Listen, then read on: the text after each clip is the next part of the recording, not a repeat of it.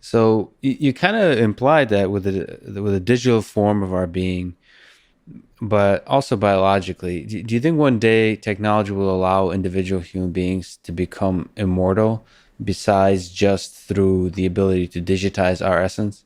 Yeah, I think that artificial intelligence will give us the key to genetic immortality. You see, in the coming decades, everyone's going to have their gene sequenced. We'll have billions of genomes of old people, billions of genomes of young people. And what are we going to do with it? We're going to run it through an AI machine, which has Mm. pattern recognition, to look for the age genes. In other words, the fountain of youth that emperors, kings, and queens lusted over, the fountain of youth will be found by artificial intelligence. Artificial intelligence will identify where these age genes are located. First of all, what is aging?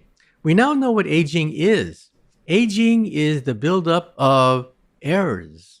That's all aging is, the buildup of genetic errors. This means that cells eventually become slower, sluggish, and they go into senescence and they die. In fact, that's why we die.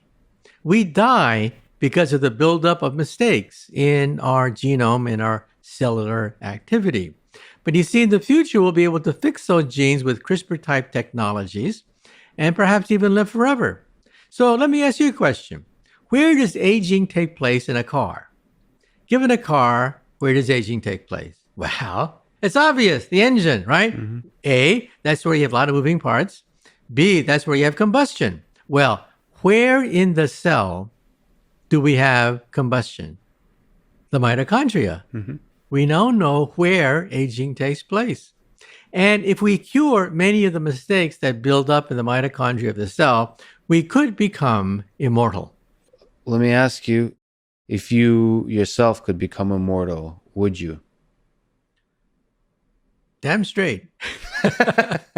No, I think about it for a while because, of course, it depends on how you become immortal. You know, there's a famous myth of Tithonus. It turns out that years ago, in the Greeks' mythology, there was the saga of Tithonus and Aurora. Yeah. Aurora was the goddess of the dawn, and she fell in love with a mortal, a human called Tithonus.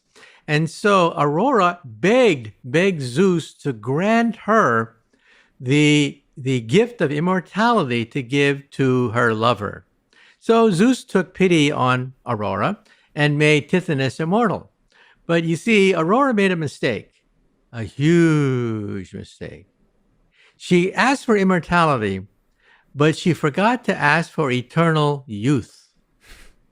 So poor Tithonus got older and older and older every year, decrepit, a bag of bones, but he could never die. Never die. Quality of life is important. So I think immortality is a great idea as long as you also have immortal youth as well. Now, I personally believe, and I cannot prove this, but I personally believe that our grandkids may have the option of reaching the age of 30 and then stopping. They may like being age 30 because you have wisdom, you have all the benefits of age and maturity, and you still live forever with a healthy body. Our descendants may like being 30 for several centuries. Is there an aspect of human existence that is meaningful only because we're mortal? Well, every waking moment, we don't think about it this way, but every waking moment, actually, we are aware of our death and our mortality. Yes. Think about it for a moment. When you go to college, you realize that you are in a period of time where soon you will reach middle age and have a career. And after that, you'll retire and then you'll die. And so, even as a youth, even as a child, without even thinking about it, you are aware of your own death because it sets limits to your lifespan. I got to graduate from high school. I got to graduate from college. Why? Because you're going to die. Because unless you graduate from high school, unless you graduate from college, you're not going to enter old age with enough money to retire and then die. And so, yeah, people think about it unconsciously because it affects every aspect of your being. The fact that you go to high school, college, get married, have kids, there's a clock ticking even without your permission.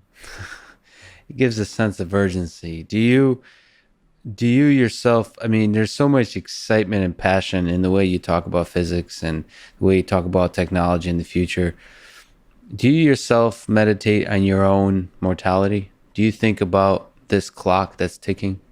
Well, I try not to because it then begins to affect your behavior. You begin to alter your behavior to match your expectation Mm. of when you're going to die. So let's talk about youth and then let's talk about death. Okay. When I interview scientists Mhm. on radio, I often ask them, what made the difference? How old were you? What changed your life? And they always say more or less the same thing. No, these are Nobel Prize winners, directors of major laboratories, very distinguished scientists. They always say, when I was 10, when I was 10, something happened. It was a visit to the planetarium. It was a telescope. For Steven Weinberg, winner of the Nobel Prize, it was the chemistry kit. For Heinz Pagels, it was a visit to the planetarium. For Isidore Rabi, it was a book about the planets. For Albert Einstein, it was a compass. Something happened which gives them this existential shock. Because you see, before the age of 10, everything is mommy and daddy, mommy and dad. That's your universe, mommy and daddy. Around the age of 10, you begin to wonder what's beyond mommy and daddy. And that's when you have this epiphany, when you realize, oh my God, there's a universe out there, a universe of discovery. And that sensation stays with you for the rest of your life. You still remember that shock that you felt gazing at the universe. And then you hit the greatest destroyer of scientists known to science. The greatest destroyer of scientists known to science is junior high school. When you hit junior high school, folks, it's all over. Yeah. It's all over. Because in junior high school, people say, hey, stupid. I mean, you like that nerdy stuff and your friends shun you. All of a sudden, people think you're a weirdo. And science is made boring. You know, Richard Feynman, the Nobel Prize winner, when he was a child, his father would take him into the forest. And the father would teach him everything about birds, why they're shaped the way they are, their wings, the coloration, the shape of their beak, everything about birds. So one day a bully comes up to the future Nobel Prize winner and says, hey, Dick, what's the name of that bird over there? Well, he didn't know. He knew everything about that bird except its name. So he said, I don't know. And then the bully said, what's the matter, Dick? You stupid or something? And then in that instant, he got it. He got it. He realized that for most people, science is giving names to birds. Yeah. That's what science is. You know, lots of names of obscure things. Hey, people say, you're smart. You're smart. You know all the names of the dinosaurs. You know all the names of the plants. No, that's not science at all. Science is about principles, concepts, physical pictures. That's what science is all about.